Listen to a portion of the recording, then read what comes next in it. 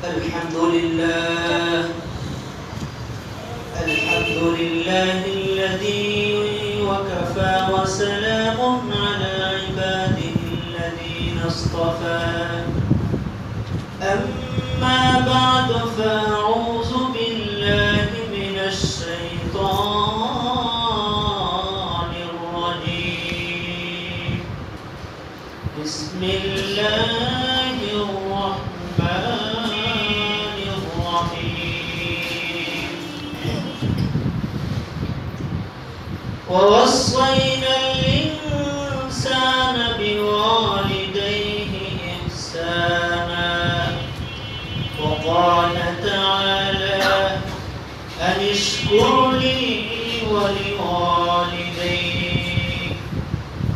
وقال النبي صلى الله عليه وسلم من لم يشكر الناس لم يشكر الله وقال النبي صلى الله عليه وسلم لا طاعة لمخلوق في معصية الخالق أو كما قال النبي عليه الصلاة والسلام اللهم صل على محمد وعلى آل محمد كما صليت على إبراهيم وعلى آل إبراهيم إنك حميد مجيد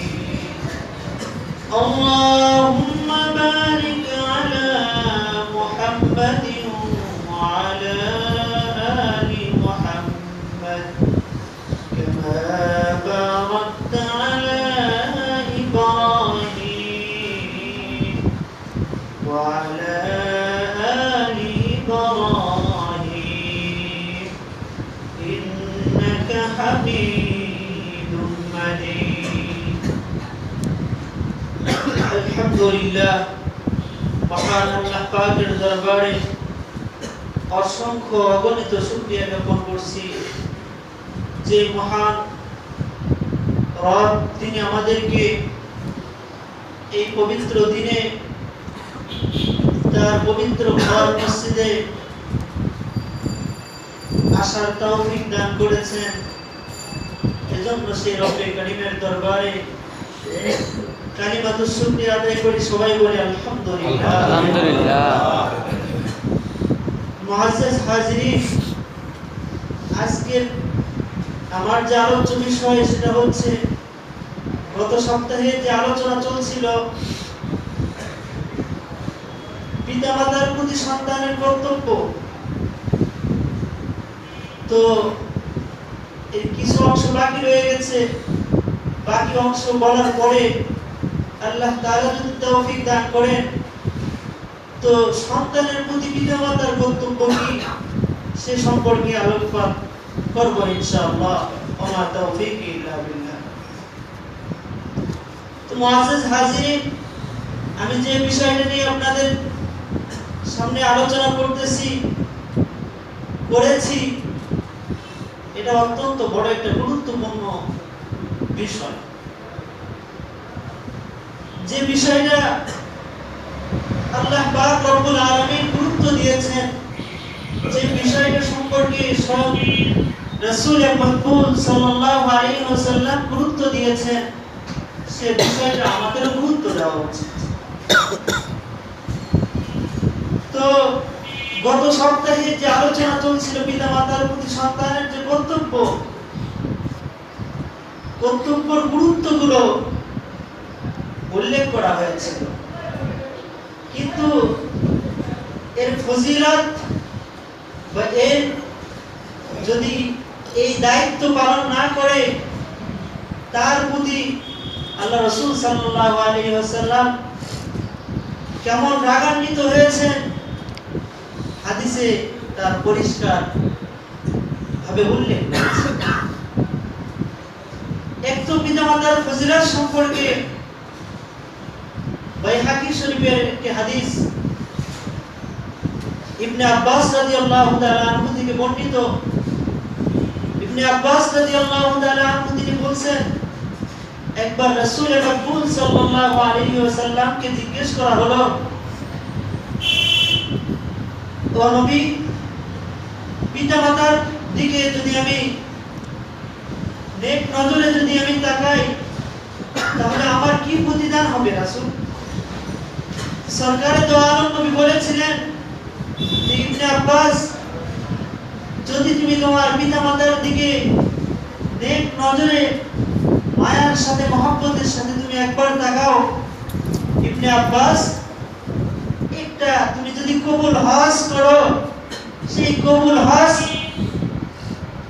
আল্লাহ তাআলা তোমার পিতামাতার দিকে তোমার একবার মহব্বতের সাথে তাকানোর কারণে এর ফজিলত আল্লাহ তাআলা তোমাকে দিয়ে দিবেন। সুবহানাল্লাহ। তো আল্লাহ তাআলা কত বড় অনুগ্রহ। সরকারে দো আলম নবীকে আবার জিজ্ঞেস করা হলো, ও নবী, আমি যদি দিনে 100 বার আমি আমার পিতামাতার দিকে এই মায়া মহব্বতের সাথে তাকাই? রাসূল বললেন যে, ও ইবনে আব্বাস, যদি তুমি দিনে 100 বার যদি তুমি তোমার পিতামাতার দিকে নেক নজরে মায়া মহব্বতের সাথে যদি তুমি তাকাও, আব্বাস শুনে রাখো, ইবনে আব্বাস, আমি রাসূল বলছি, তুমি যদি 100 বার তাকাও তো 100 বার তোমার কবুল হজ করলে যে সওয়াব হবে। ইবনে আব্বাস, তুমি শুনে রাখো, তোমার 100 কবুল হজের ফজিলত তুমি তোমার পিতামাতার দিকে তাকানোর বদলে তুমি পাবে। সুবহানাল্লাহ। পিতামাতার কত গুরুত্বপূর্ণ একটা নিয়ামত আমাদের জন্য আল্লাহ তাআলা দিয়েছে। এই পিতামাতা যদি তাদের দিকে তাদের কথা অমান্য করি, তাদের মনে যদি কষ্ট দেই, তাহলে এর পরিণতি কি হবে? এর পরিণতি একবার রাসূলের যুগে, এটা আবু হুরায়রা রাদিয়াল্লাহু তাআলা আনহু থেকে হাদিসটা বর্ণিত, আবু হুরায়রা রাদিয়াল্লাহু তাআলা আনহু থেকে বর্ণিত, একবার রাসূলুল্লাহ সাল্লাল্লাহু আলাইহি ওয়াসাল্লাম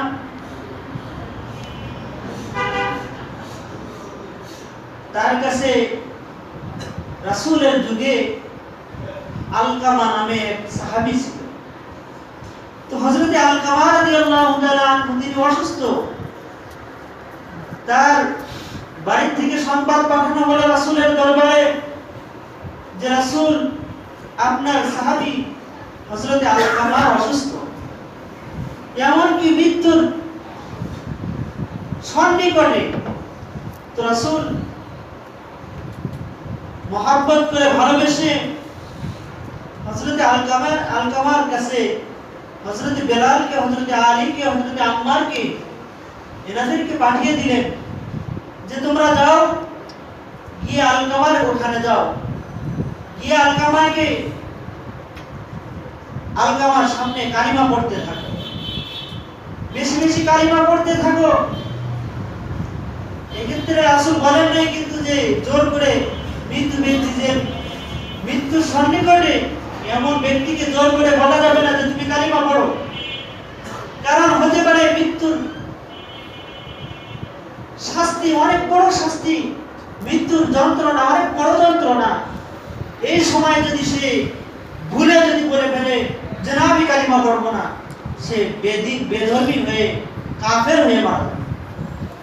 এজন্য কোন মৃত্যু ব্যক্তির সামনে, মরণাপন্ন ব্যক্তির সামনে তার কালিমার তালকিন করা যাবে না যে তুমি কালিমা পড়ো, এভাবে বলা যাবে না। তার সামনে বেশি বেশি কালিমা পড়তে হবে। তো এর ফায়দা কি? তখন তার স্মরণ আসবে, সেও কালিমা পড়ে নেবে। কিন্তু তাকে নির্দেশ দেওয়া যাবে না। একটা ভালো কাজ করতে গিয়ে যদি মন্দ হয়ে যায়, এটা তার সারা জীবনের জন্য এটা ব্যর্থ। তো আল্লাহ রাসূল সাল্লাল্লাহু আলাইহি ওয়াসাল্লাম বেলালকে বললেন, ও বেলাল, তোমরা গিয়ে আলকামার কাছে গিয়ে তোমরা কালিমা পড়তে থাকো। হযরত বেলাল হাবশী, হযরত আম্মার ইবনে ইয়াসির, হযরত আলী ইবনে আবি তালিব রাদিয়াল্লাহু তাআলা আনহু, তারা আলকামার কাছে গিয়ে কালিমা পড়ছে। আলকামার মুখে কালিমা আসে না, মৃত্যুর সন্নিকটে যন্ত্রণায় চিৎকার করছে, কিন্তু আলকামার মুখে কালিমা আসছে। তো হযরত বেলালকে পাঠানো হলো রাসূলের দরবারে, যে বেলাল গিয়ে রাসূলকে বলো যে আলকামার মুখে তো কালিমা আসছে না। তো বেলাল গিয়ে রাসূলের দরবারে গিয়ে বললেন, রাসূল বেলালকে বললেন, বেলাল তুমি তার পরিবারকে জিজ্ঞেস করো যে তার মা বাবা কি বেঁচে আছে কি। হযরত বেলাল গিয়ে দেখলেন তার মা শুধু বেঁচে আছে, অসুস্থ মা। তার মাকে হযরত বেলাল বললেন যে বুড়িমা আপনি কি রাসূলের দরবারে যেতে পারবেন, না রাসূল আপনার দরবারে আসবে? রাসূল এটা জিজ্ঞেস করেছে। তো বুড়িমা বলল আমি রাসূলের দরবারে যাব। বুড়ি রাসূলের দরবারে চলে গেলেন। যাওয়ার পরে রাসূল বুড়িমাকে জিজ্ঞেস করলেন, ও বৃদ্ধা, ও বুড়িমা, তোমার যে ছেলে এই আলকামা কেমন তুমি বলো তো। তো এই বৃদ্ধা মহিলা হযরত আলকামা রাদিয়াল্লাহু তাআলা আনহুর মা, তিনি বললেন, রাসূল আমার আলকামা তো অনেক ভালো, সে ৫ ওয়াক্ত নামাজ পড়ে, সে হজ করে, সে যাকাত দেয়, সে রোজা রাখে, সব কিছু করে রাসূল, অনেক ভালো নামাজ পড়ে। রাসূল বললেন সব কিছু করে, সব ভালো? হ্যাঁ রাসূল সব ভালো। তো রাসূল বললেন না কিছু, তাহলে তোমার আলকামার মুখে কালিমা আসছে না। রাসূল যখন বুড়িকে এই কথা বলল, বুড়ি কেঁদে দিল এবং দিয়ে বলল, রাসূল আমি আলকামার একটা কথা আমি কষ্ট পেয়েছি, সেই কষ্টের কারণে হতে পারে আল্লাহ তার মৃত্যুর সময় কালিমা মুখে আসছে। তো আল্লাহ রাসূল সাল্লাল্লাহু আলাইহি ওয়াসাল্লাম সাহাবীদেরকে নির্দেশ করলেন, এ সাহাবীরা লাকড়ি জোগাড় করো, লাকড়ি সংগ্রহ করো। সাহাবীরা জিজ্ঞেস করলেন, রাসূল কি জন্য লাকড়ি সংগ্রহ করব? রাসূল বললেন, এই আলকামা এত বড় একজন ব্যক্তিত্ব, কিন্তু তার মায়ের মনে একদিন কষ্ট দিয়েছে,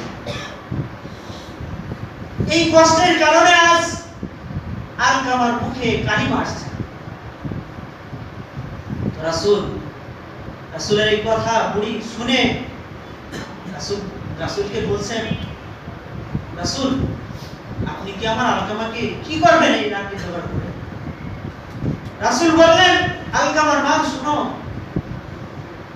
তোমার আলকামাকে এই আগুন দিয়ে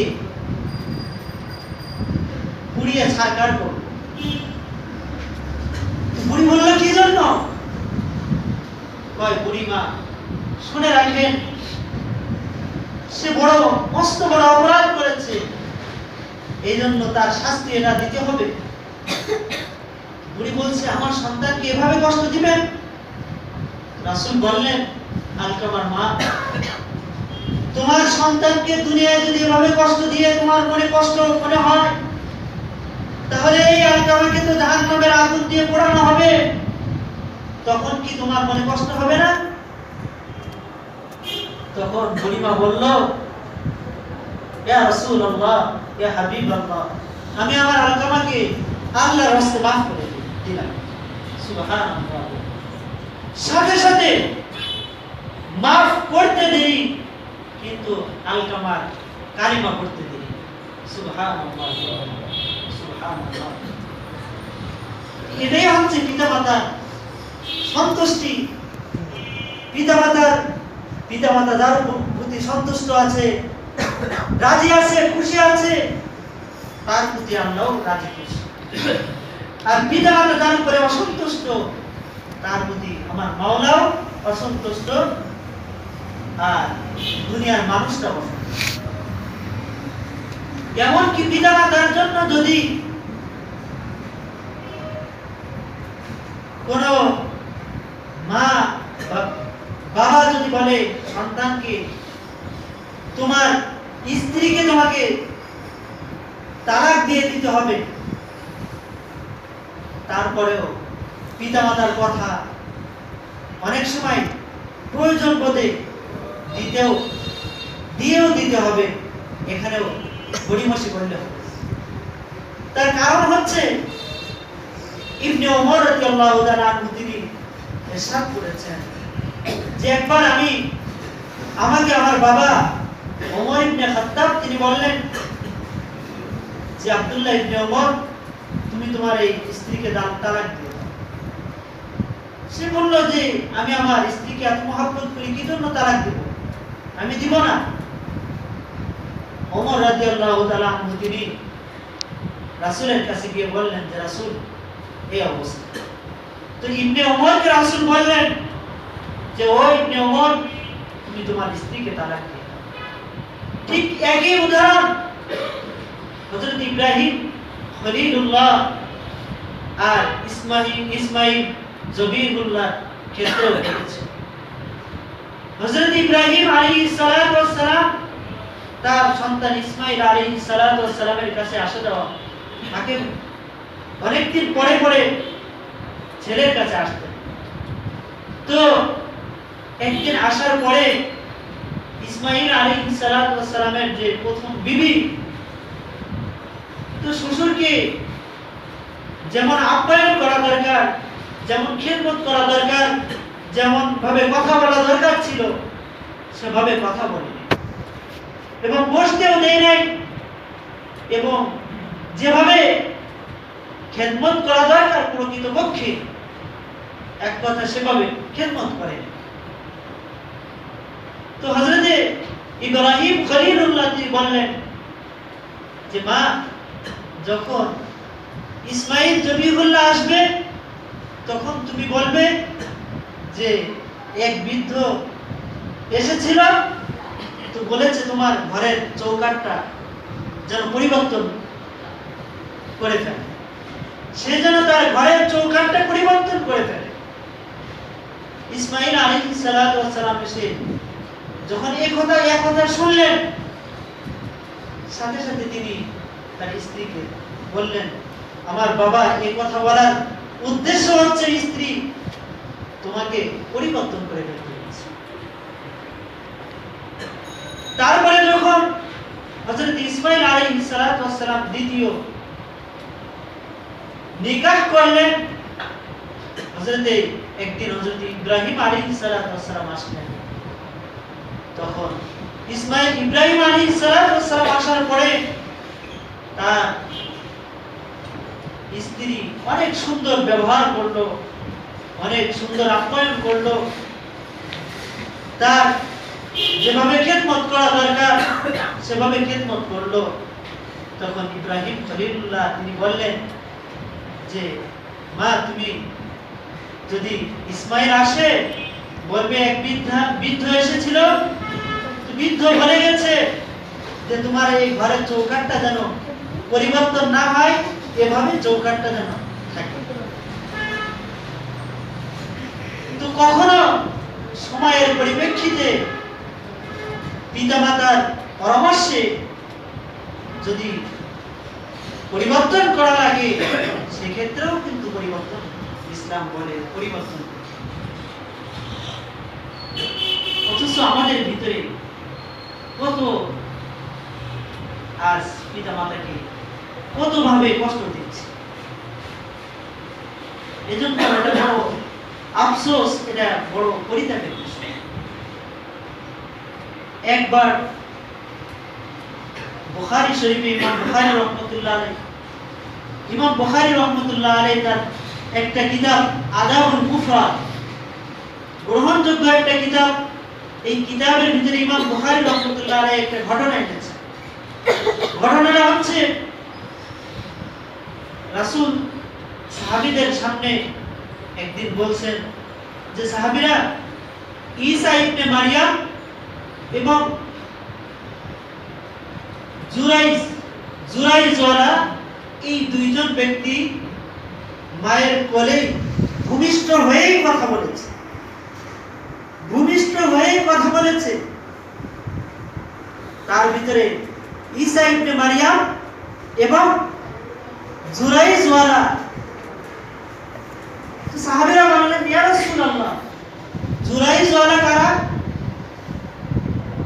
তো রাসূলুল্লাহ সাল্লাল্লাহু আলাইহি ওয়াসাল্লাম বললেন, সাহাবীরা, জুরাইজওয়ালা এমন একজন ব্যক্তি যে আশ্রমের অধিবাসী, যে একজন সন্ন্যাসী, সে আল্লাহর ধ্যানে জ্ঞানে মশগুল থাকে, সে এমন আল্লাহ ওয়ালা ছিল। ঈসা ইবনে মারিয়াম যখন ভূমিষ্ঠ হয়ে কথা বলেছে, সেও তার মায়ের থেকে ভূমিষ্ঠ হয়ে কথা বলেছে। কিন্তু এই ব্যক্তি একজন আশ্রমবাসী সন্ন্যাসী, সে অনেক আল্লাহ ওয়ালা ব্যক্তি। তো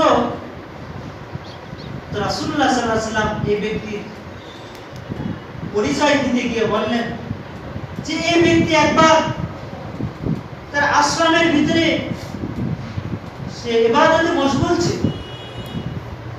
ইবাদতে মশগুল ছিল, তার আশ্রমের পাশে এক রাখাল বালক থাকতো। তো ওই আল্লাহ ওয়ালা জুরাইম ওয়ালা সে ইবাদত বন্দেগী করছে। এখন তার মা এসে জুরাইম ওয়ালাকে ডাকছে, ও জুরাইম, জুরাইম, এভাবে 3 বার ডাক দিচ্ছে। এভাবে 3 বার জুরাইমকে ডাক দিচ্ছে, কিন্তু জুরাইম তো ইবাদতে মশগুল, নফল ইবাদতে মশগুল।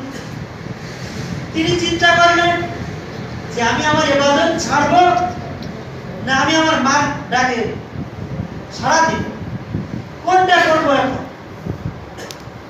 তো জুরাইম ওয়ালা একটা নফল ইবাদত, কিন্তু তার মনে এটাই ধারণা আসলো যে আমি আমার মার ডাকে সাড়া না দিয়ে আমি ইবাদতেই লিপ্ত থাকি। এভাবে মা 3 বার ডাকার পরে মা চলে গেছে এবং এই কথা বলে গেছে যে তুই মৃত্যুর আগে তুই তো এত বড় আল্লাহ ওয়ালা, কিন্তু মৃত্যুর আগে আল্লাহ তোর একজন পতিতা মহিলার মুখ যেন তোর দেখায়। সে তো এমন পর্দা, এমন আল্লাহ ওয়ালা, এটা তো অসম্ভব একটা বিষয় যে একজন বেগানা নারীর দিকে তাকাবে, তাও খারাপ নারী। তো রাসূলুল্লাহ সাল্লাল্লাহু আলাইহি ওয়াসাল্লাম বর্ণনা করতে গিয়ে তখন বলছেন যে যখন তার মা এভাবে বদদোয়া করে গেল, যে ডাক শুনছে না, কষ্টে মা এভাবে বললেন। তো ওই আল্লাহ ওয়ালা ইবাদতের পরে একদিন হঠাৎ রাজ দরবারে এক মহিলা একটা বাচ্চা নিয়ে উপস্থিত। তো রাজার কাছে অভিযোগ করেছে যে বাদশাহ মহোদয়, আমার এই সন্তানের বাবা হচ্ছে জুরাইম ওয়ালা, মিথ্যা তহমত, কত বড় একটা মিথ্যা তহমত। এবার সে কি করবে জুরাইম ওয়ালা? ইমাম বুখারীর আদাবুল মুফরাদের ভিতরে এখন বাদশা বলছে সত্যি এমন কাজ, কিন্তু সে কি অস্বীকার করছে? তো হ্যাঁ। এখন বাদশা ডাক দিয়েছে যে ওই বুজুর্গকে ডাক দাও, আর বুজুর্গের যে ঘরটা আছে ভেঙে চুরমার করে দাও। এমন আল্লাহ ওয়ালা, অথচ কাজ কত বড় অপরাধযোগ্য কাজ। তো বাদশা ডাক দিয়েছে, গিয়েছে, ঘর ভেঙে চুরমার। এখন বাদশা মহোদয় ওই বুজুর্গ জিজ্ঞেস করছে এই বাচ্চা কার? আমি জানি না তো মহোদয়, বাদশাহ মহোদয়। কয় সে তো বলছে এটা তোমার বাচ্চা। বড় পেশানিতে কি কেমন করে? না এইভাবে আমার বাচ্চা কিভাবে হতে পারে? আমার বাচ্চা না। হ্যাঁ তুমি সঠিক ভাবে বলো। আমি বলছি এটা আমার। এখন ওই আল্লাহ ওয়ালা বলছে যে বাচ্চা কই দেখি, ওখানে আমাকে নিয়ে চলো। এবার বাচ্চাকে দেখানো হলো। বাচ্চাকে জিজ্ঞেস করে বলছে, হে বৎস, তোমার বাবা কে বলো তো? বৎস বলে দিল যে ওই আল্লাহ ওয়ালা ব্যক্তির পাশে যে রাখাল বালক ছিল, ওই রাখাল বালক হচ্ছে আমার বাবা। তো তখন বাদশা থমকে গেল, কি বড় একটা অপরাধ আমি এই বুজুর্গের উপরে দিয়েছি। তো যখন এই অপরাধের কথা বাদশা বলতেছিল, তখন ওই বুজুর্গ তিনি মুস্কে হাসি দিয়েছিলেন। মুস্কে হাসি দিয়েছিলেন। তারপরে যখন এর সমাধান হয়ে গেল যে ওই বাচ্চার বাবা হচ্ছে ওই রাখাল বালক, তখন বাদশা বলল যে আল্লাহ ওয়ালা ব্যক্তি, হে আল্লাহর ওলি, আমি তোমার সাথে বেয়াদবি করেছি, তুমি মাফ করে দাও। তোমার যে কুড়ে ঘর ছিল এটা স্বর্ণ রূপা দিয়ে আমি সুন্দরভাবে বানিয়ে দিই। তো রাখাল বালক বলল না, ওই আল্লাহ ওয়ালা বলল না, আমার এটা দরকার না, আমার ওই কুড়ে ঘরেই বানাই। তো এখন বাদশা মহোদয় জিজ্ঞেস করলেন, আচ্ছা বলো তো, যখন তোমার এত বড় একটা অভিযোগ তোহমত দিয়েছিলাম, তখন তুমি মুস্কে হাসি দিয়েছিলে কি কারণ বলো তো? তখন ওই আল্লাহ ওয়ালা ব্যক্তি বলল যে অন্য কোনো কারণ না, কিন্তু একটা মাত্র কারণ। কারণটা কি? বলছে এটা আমার মার বদদোয়া ছিল। কিভাবে বদদোয়া? বলছে আমি একবার ইবাদতে মশগুল ছিলাম, নফল ইবাদতে মশগুল ছিলাম। তো এই ইবাদত করতে করতে হঠাৎ আমার আম্মা এসে আমাকে বারবার ডাকতেছে, কিন্তু আমি চিন্তা করলাম এখন আমার মায়ের ডাকে সাড়া দিব না, আমি আমার ইবাদত চালিয়ে যাব। তো আমি এই সিদ্ধান্ত উপনীত হলাম যে আমি আমার ইবাদত চালিয়ে যাব। আমার মা কষ্ট পেয়ে তখন একটা আমার জন্য বদদোয়া করেছিল যে জুরাইব, তুই তো অনেক আল্লাহওয়ালা, কিন্তু মৃত্যুর আগে একবার হলেও তোর পতিতার মুখ দিকে তারপর তুই মৃত্যুবরণ করবি। তো এটা আমার মায়ের বদদোয়ার কারণে এই আজ আমার একটা বড় বিপদের সম্মুখীন হয়েছি আমার মায়ের বদদোয়ার। এটা কোনো কল্পিত কাহিনী না, ইমাম বুখারী রচিত কিতাবের ভিতরে এভাবে ইমাম বুখারী রাহমাতুল্লাহ আলাইহি লিখেছেন। তো পিতামাতা অমূল্য এই নিয়ামতকে যখন আমরা স্বীকার করব, তখন আল্লাহ তাআলা আমাদের উপরে আযাব গজব করবেন। আমরা তো রমজান মাস আসলে শুনি জিবরাইল আলাইহিস সালাতু ওয়াস সালাম রাসূল মেম্বারের উপরে এক মেম্বারের উপরে উঠেন আর আমিন আমিন বলেন। তো রাসূল তিন মেম্বারের উপরে ওঠেন, এক মেম্বারের উপরে যখন উঠেন আমিন বলেন, আবার আরেক মেম্বারের উপরে উঠেন আমিন বলেন। এভাবে বলার পরে সাহাবায়ে কেরাম রাদিয়াল্লাহু তারা জিজ্ঞেস করলেন, আরজ করলেন, ইয়া রাসূলুল্লাহ, আপনি তিনবার আমিন কি জন্য বললেন?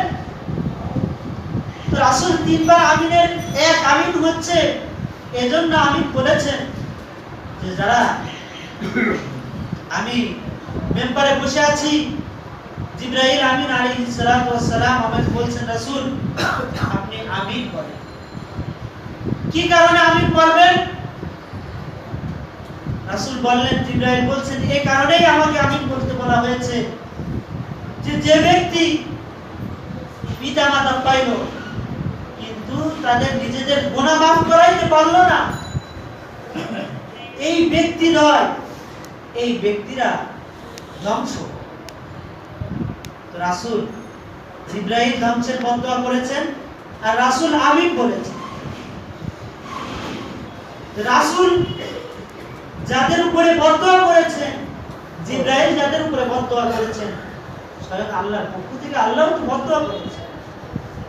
তিনি এটা কত বড় জঘন্যতম একটা অপরাধ হতে পারে। আমরা আমাদের বাবা মার সাথে কথা বলি, আচরণ, আমাদের কথার স্টাইল যেন ভিন্ন থাকে। যখন বাবা মা কথা বলে তার চোখের দিকে তাকিয়ে চোখ বাঁকা করে কথা, কিন্তু কোরআনে তো এভাবে আসে নাই। কুলু কওলান সাদিদা, তোমরা খুব নম্র ভাষায় কথা বলো। যখন বাবা মার সাথে কথা বলতে হয় চোখ অবনত করে চোখ মাটির দিকে নামিয়ে বাবা মার সাথে কথা বলতে হয়। বাবা মার যে আওয়াজ, বাবা মা যে আওয়াজে কথা বলে, সেই আওয়াজ থেকে আমার আওয়াজ যেন উঁচু না হয়, এদিকেও খেয়াল করতে হবে। এমনকি বাবা মা আমার বাবা আমার সাথে হাঁটছে, এখন আমি আমার বাবার সামনে দিয়ে হাঁটবো? ইসলাম এটা বলি নাই।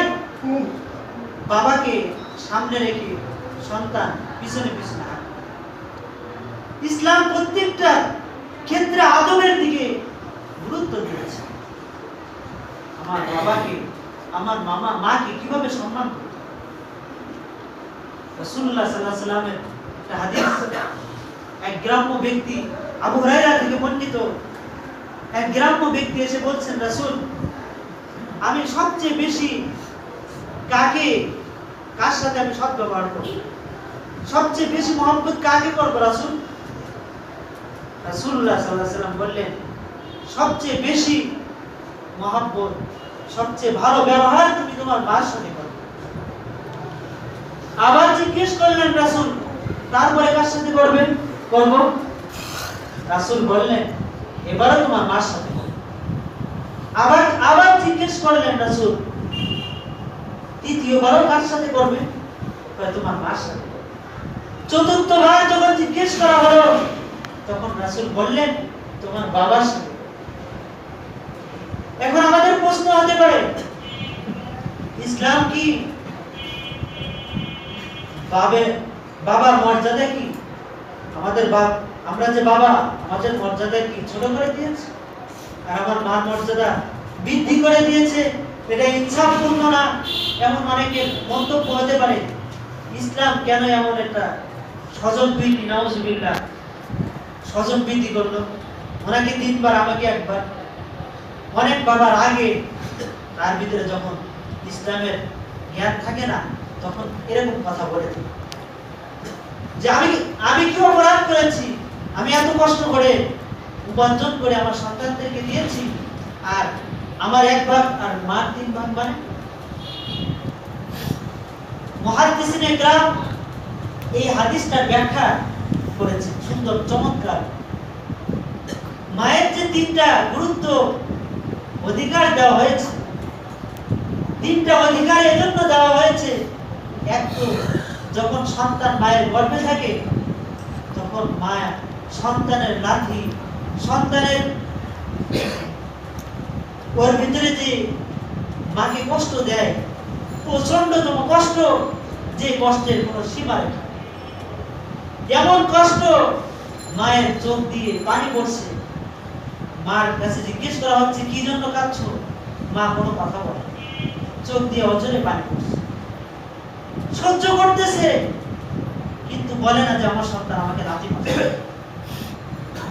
এত নিঃস্বার্থভাবে, এত কষ্ট করে যে মা গর্ভে ধারণ করলো, একটা ফজিলত। এই কারণে রাসূল বলেছেন যে তোমার মাকে প্রথম সম্মান। দ্বিতীয়ত ফজিলত কখন? দ্বিতীয়বার আবার কেন রাসূল বললেন? দ্বিতীয়বার রাসূল বললেন যে যখন সন্তান দুনিয়াতে ভূমিষ্ঠ হয় তখন মা দুনিয়ায় থাকবে কি থাকবে না এটা নিয়ে আশঙ্কা হচ্ছে। তার শব্দ ধারণা করে, সমস্ত মানুষ ধারণা করে মনে হয় এই তার জীবন শেষ। এত বড় একটা রিস্ক নিয়ে যে মা এত কষ্ট করে আমাকে ভূমিষ্ঠ করবে, এমনকি নিজের বুক ফেড়ে আমাদেরকে